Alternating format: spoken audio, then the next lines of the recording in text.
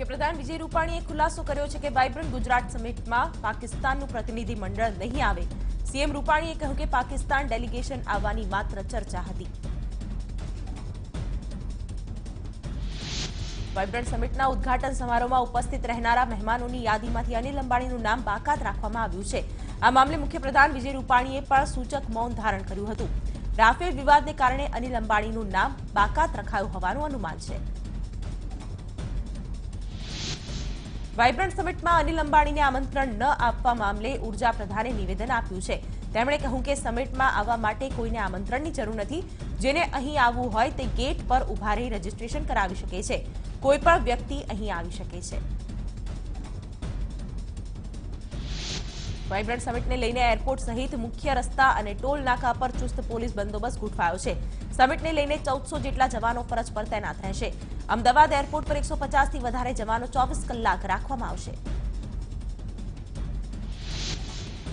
ગુજરાત ભાજપ પ્રભારીનું પદ સંભાળ્યા બાદ ઓમ માથુર પહેલીવાર ગુજરાત મુલાકાતે આવ્યા છે। ઓમ માથુર ભાજપના નેતાઓને મળીને આવનારી લોકસભાની ચૂંટણીનું મંથન કરશે અને ગુજરાતની રાજકીય પરિસ્થિતિનો તાગ મેળવશે। ઓમ માથુરને આવકારવા માટે એરપોર્ટ પર જીતુ વાઘાણી ભાજપના નેતાઓ અને કાર્યકર્તાઓમાં ભારે ઉત્સાહ જોવા મળ્યો। કાર્યકરો બેનર્સ અને ઝંડા સાથે માથુરને આવકારવા એરપોર્ટ પહોંચ્યા હતા અને વાજતે ગાજતે ઓમ માથુરનું સ્વાગત કર્યું હતું। ઓમ માથુરે પત્રકાર પરિષદ સંબોધતી વેળાએ કેન્દ્રની અને રાજ્યની ભાજપ સરકારના ભરપૂર વખાણ કર્યા। સાથે જ ઉત્તર પ્રદેશના ગઠબંધન અને મહાગઠબંધન પર આકરા પ્રહાર કર્યા। ઓમ માથુરે વધુમાં કહ્યું કે ગુજરાતમાં અને તમામ લોકસભા બેઠક જીતીશું।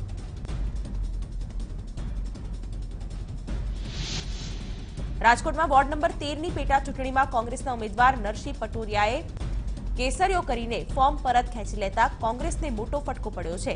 ઉલ્લેખનીય છે કે આગામી 27મીના રોજ પેટા ચૂંટણી યોજાવાની છે।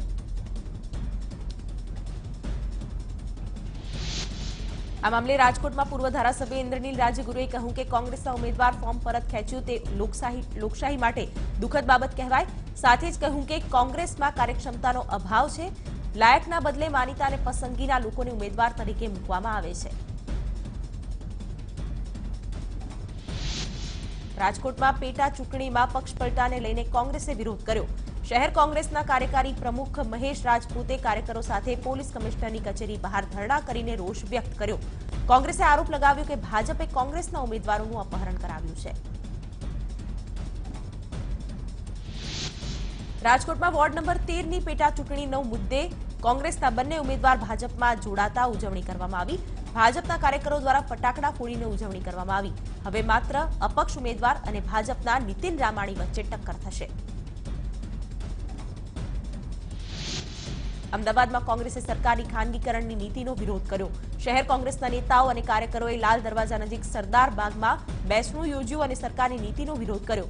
કોંગ્રેસે રાજ્ય સરકાર સામે આક્ષેપ કર્યો કે રાજ્ય સરકાર ગરીબ વિરોધી છે। રાજકોટના પડધરી તાલુકાના ઈશ્વરિયા ગામમાં ગૌચરની જમીનના વિવાદના વિરોધમાં ગામ લોકો 2 દિવસથી ઉપવાસ પર બેઠા છે। ઉલ્લેખનીય છે કે ઈશ્વરિયા ગામમાં આવેલી 10 એકર ગૌચરની જમીન રાજકોટ જિલ્લા ભાજપ યુવા પ્રમુખ પ્રશાંત કોરાટના ટ્રસ્ટ દ્વારા પચાવી પાડવામાં આવી હોવાનો આરોપ મૂકવામાં આવ્યો છે। રાજકોટના ઈશ્વરિયામાં ગૌચર કૌભાંડ મુદ્દે ગ્રામજનો આંદોલન કરી રહ્યા છે। ત્યારે સાંસદ મોહન કુંડારિયા ઉપવાસ છાવણીએ પહોંચ્યા હતા, જ્યાં તેમણે ગ્રામજનોની મુલાકાત કરીને દસ્તાવેજી પુરાવાની ચકાસણી કરી હતી। આ સાથે કુંડારિયાએ ગ્રામજનોની રજૂઆત પણ સાંભળી હતી। ભાવનગરના તળાજાના મણાર ગામથી ગાંધીજીના મૂલ્યો આધારિત પદયાત્રાની શરૂઆત કરવામાં આવી, જેમાં મનસુખ માંડવિયા ઉપસ્થિત રહ્યા હતા। ગાંધીજીના મૂલ્યોને જીવંત રાખવાના ઉદ્દેશ્યથી આ યાત્રા યોજાઈ હતી। આ યાત્રા દ્વારા ગાંધી મૂલ્યો, ગાંધી વિચારોને લોકો સુધી પહોંચાડવાનો પ્રયાસ કરવામાં આવ્યો। ગાંધીનગરમાં ફેલાયેલા પ્રદૂષણ અને તેને લગતા કાયદા અંગે વર્કશોપનું આયોજન કરાયું। સીએમ રૂપાણી દ્વારા સેમિનારનું ઉદ્ઘાટન કરવામાં આવ્યું। યુનિવર્સિટી ઓફ શિકાગો અને હાર્વર્ડ કેનેડી સ્કૂલના સહયોગથી વર્કશોપનું આયોજન કરાયું હતું। રાજ્યકક્ષાના પ્રધાન પુરુષોત્તમ સોલંકીની તબિયત નાદુરસ્ત થતા તેમને સારવાર માટે સિંગાપોર લઈ જવાયા। અગાઉ પણ તેમને સારવાર માટે સિંગાપોર લઈ જવાયા। ત્યારબાદ ફરીવાર તેમની તબિયત નાદુરસ્ત થઈ। મોરબીની બહુચર્ચિત નાની સિંચાઈ કૌભાંડના વોન્ટેડ આરોપી અને જિલ્લા ભાજપના મહામંત્રી ઘનશ્યામ ગોહિલ એક તરફ પોલીસની પકડમાં આવતા નથી, બીજી તરફ તેઓ ભાજપના દિલ્હી અધિવેશનમાં હાજર હતા આ મામલો ચર્ચાસ્પદ બન્યો છે.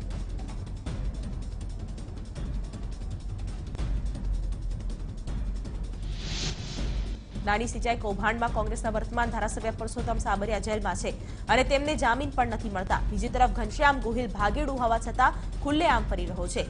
ત્યારે હવે આ મામલે કોંગ્રેસે ભાજપ સરકારને આડે હાથ લીધી.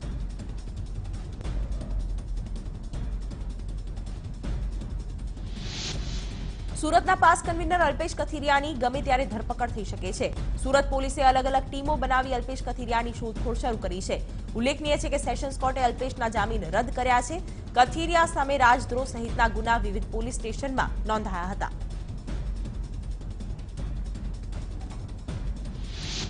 અમદાવાદમાં ધંધુકાના ગલસાડા ગામમાં કેટલાક શખ્સોએ એક ઘરમાં રોકડ અને સોનાની લૂંટ ચલાવી દંપતી પર છરી વડે હુમલો કર્યો, જેમાં પતિનું ઘટના સ્થળે જ મોત થયું છે.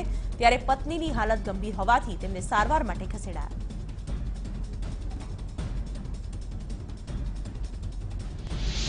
નડિયાદના કોલેજ રોડ પર ધોળા દિવસે લૂંટને અંજામ અપાયો છે. વૃદ્ધ પાસેથી બાઇક પર આવેલા બે અજાણ્યા શખ્સોએ બેગ ઝૂંટવી ભાગ્યા હતા. બેગમાં 4 લાખ રૂપિયા સહિત ચેકબુક અને અન્ય કાગળો પણ હતા. આ ઘટનાની જાણ થતાં પોલીસ સહિત એલસીબીની ટીમ ઘટના સ્થળે પહોંચી હતી. પાટણના હારીજના કુરેજા નજીક મુખ્ય કેનાલમાં કાર ખાબકવાની ઘટના બની હતી, જેમાં અમદાવાદ ફાયર બ્રિગેડના તરવૈયાઓ અને સ્થાનિક તરવૈયાઓની મદદથી કાર મળી આવી હતી. કેનાલમાંથી મળી આવેલી કાર ભાઉજી ઠાકોર નામના યુવકનો મૃતદેહ મળી આવ્યો હતો. હાલ પોલીસે વધુ તપાસ હાથ ધરી છે.